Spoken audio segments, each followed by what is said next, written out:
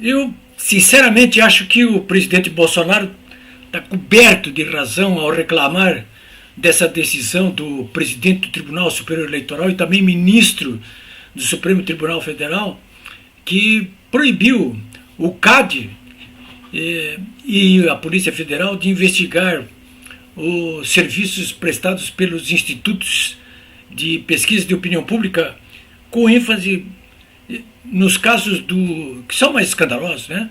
Da Datafolha e do IPEC, o ex-IBOP, né?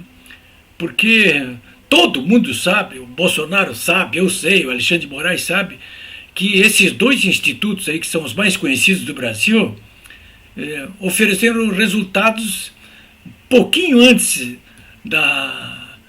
das eleições, que mostravam o Lula com até 2 dígitos de vantagem sobre o Bolsonaro. E o que se viu, ao final e ao cabo, no resultado da eleição, é que o Lula estava com 6% de vantagem sobre o Bolsonaro.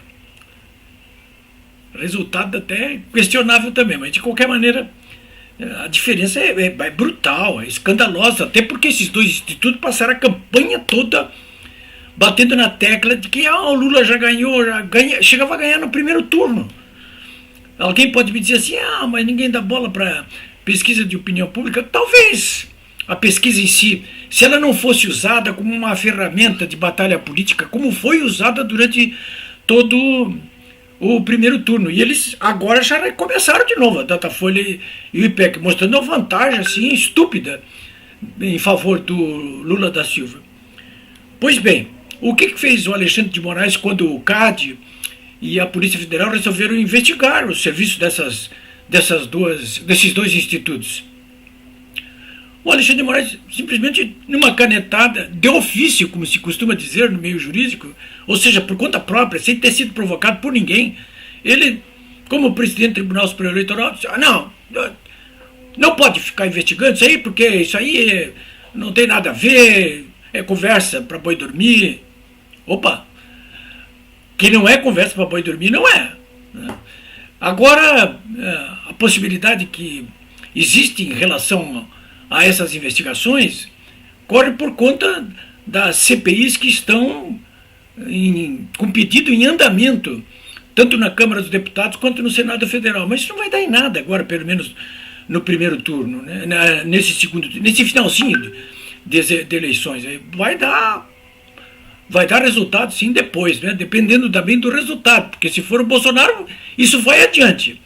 Se não for, o Lula da Silva é beneficiário dessas ferramentas usadas aí por ele mesmo, pelo pessoal dele, né?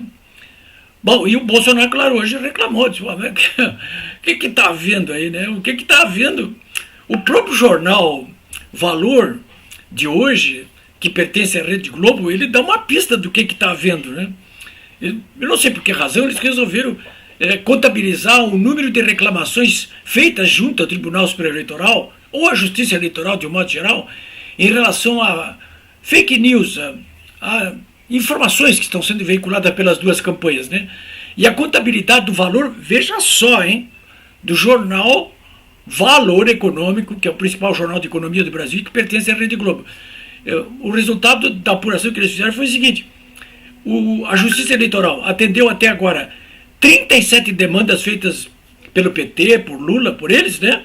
37 e apenas 6 do Bolsonaro. 37-6. Puxa vida, não dá para desconfiar. Alguém está botando esse jabuti em cima da árvore, né? Já vou falar sobre isso aí com vocês, um pouquinho mais sobre pesquisas também, as de hoje, inclusive nessa sexta-feira, 4 horas da tarde, dia 14. Olha só aí, estamos há 2 semanas das eleições. 2 semanas. Apenas 2 semanas, né? Aqui em Porto Alegre o tempo está fechado hoje. O céu cinza, carregado de nuvens. Temperatura amena, não dá para reclamar, né? Bom, vamos ver então essa questão das pesquisas. Eu tinha prometido que não ia mais falar em pesquisa, mas acontece que tem alguns institutos de pesquisa que escaparam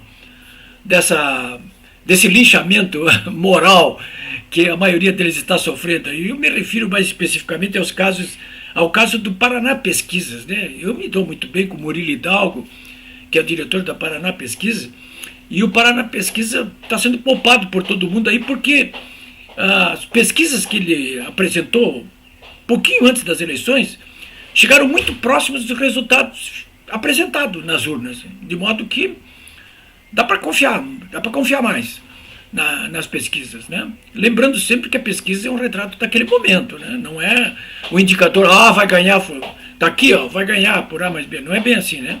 Então eu já vou falar sobre isso com vocês aqui. Mas antes disso eu quero mostrar para vocês aqui esse livro aqui, já mostrei outras vezes, é uma terceira edição que eu estou lançando agora, Herança Maldita. São 400 páginas, custa R$80, né? Terceira edição. Eu fiz o lançamento já aqui em Porto Alegre, né? Muitos de vocês que estão me vendo aqui já fizeram pedidos aqui, já mandei entregar. R$80 inclui o frete até para qualquer parte do país, né? Então esse livro aqui trata de uma análise, uma reportagem gigante que eu fiz em cima dos 16 anos do PT aqui em Porto Alegre, né? Depois que eles completaram esses 16 anos, aí eles nunca mais se elegeram aqui em Porto Alegre, né? Aqui em Porto Alegre, um adágio, pelo menos para a prefeitura, quem votou no PT não vota mais no PT aqui, porque eles deixaram uma prefeitura aqui arrasada aqui em Porto Alegre. Eu não busquei aqui casos de corrupção, e não encontrei mesmo, mas casos de má gestão. Vocês viram que a Dilma, que foi secretária da Fazenda aqui, inclusive em Porto Alegre, não nesse período, logo em seguida, a Dilma acabou caindo aí pelas chamadas pedaladas fiscais, né? Que é a má gestão dos recursos públicos, né? Então, isso foi o que aconteceu quando o PT governou durante 16 anos aqui, 4 prefeitos, Porto Alegre, né? E depois no governo do estado também. Então eu vou contando aqui em detalhes tudo que consegui ver ali, coisa como, por exemplo, no gabinete do diretor do Departamento de Esgotos Pluviais, começou a chover muito lá dentro do gabinete dele, lá em vez de ele mandar consertar o telhado, ele botou um moirão para ficar segurando o teto, porque ia cair o teto, né?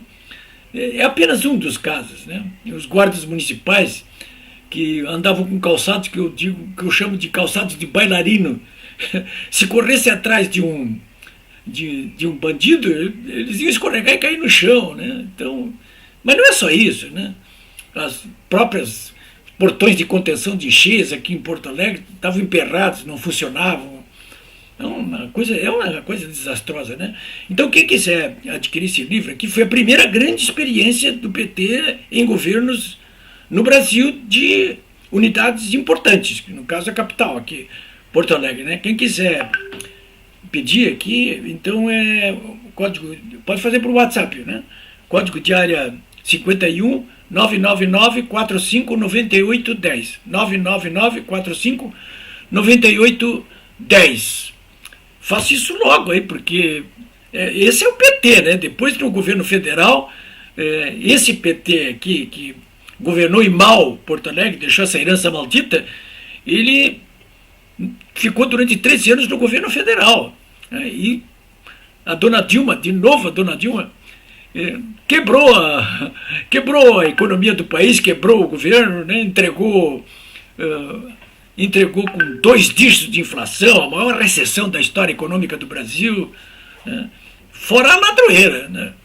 Que foi a pedra de toque dos 2 governos, uma ladroeira desbaratada pela Lava Jato e pelo Mensalão, né? O que não roubava aqui em Porto Alegre, não roubaram, porque eu não peguei nada disso aí, pelo menos aqui. Depois a coisa degringolou lá, quando foi por causa do governo federal. E essa é a gente que está querendo voltar agora aqui, né? A única barreira que tem pela frente aí, realmente, é tratar de eleger o presidente Bolsonaro. Mas então, e os institutos de pesquisas, né? Eu quero fixar bem uma conclusão que eu cheguei e que é fácil de entender, que é o seguinte: esses institutos de pesquisas, não todos, mas os mais emblemáticos, o Datafolha, o IPEC, eles têm sido usados como uma ferramenta, da mesma maneira que as decisões no âmbito do Supremo Tribunal Federal e do TSE, para ajudar o eixo do mal a voltar a dominar o Brasil, né? Esse eixo do mal que usa e é usado pelo Lula aí para atender todos eles e se beneficiar também. Então, começa por aí. Bom, e as novas pesquisas desta sexta-feira aqui, eu vou falar sobre as que eu, 3 ou 4 aqui, 3 delas que eu mais confio, né? Que é Paraná Pesquisa, que dá o Bolsonaro com. E São Paulo. Esses 2 casos que eu vou falar para vocês aqui é de São Paulo, tá? São 2 pesquisas feitas em São Paulo, cujos resultados foram divulgados hoje. São Paulo representa 25% do eleitorado do Brasil, hein? 25%. É 1/4 de todo.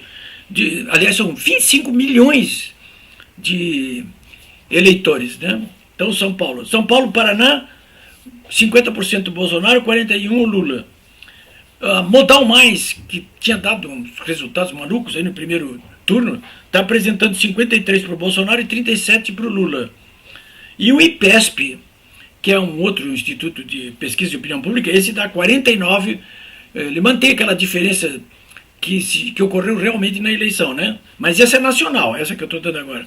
Então 49% para o Lula e 43% para o Bolsonaro, né? É bom sempre ficar com o pé atrás, né, em relação a todas as pesquisas, né? Ou seja, confiar desconfiando, né? Bom, senhores, a movimentação continua, né, das 2 campanhas.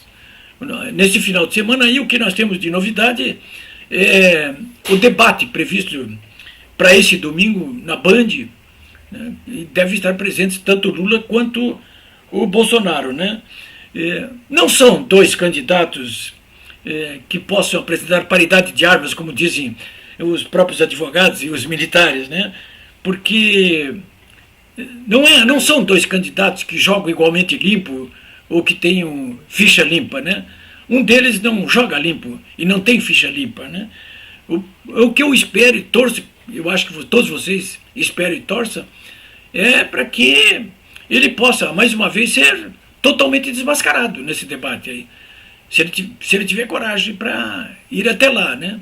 Agora, pela minha própria experiência de vida, o que eu quero dizer para vocês é o seguinte: se vocês forem para uma batalha com um bandido, é bom não querer jogar o jogo só do mocinho, não, sabe? Não, tem que ser da cintura para baixo. Não pode achar que está lidando com anjinho, porque não está, né? Mas vamos para a luta, senhores. Boa sexta-feira aí. Atenção nesse fim de semana. Não se dispersem.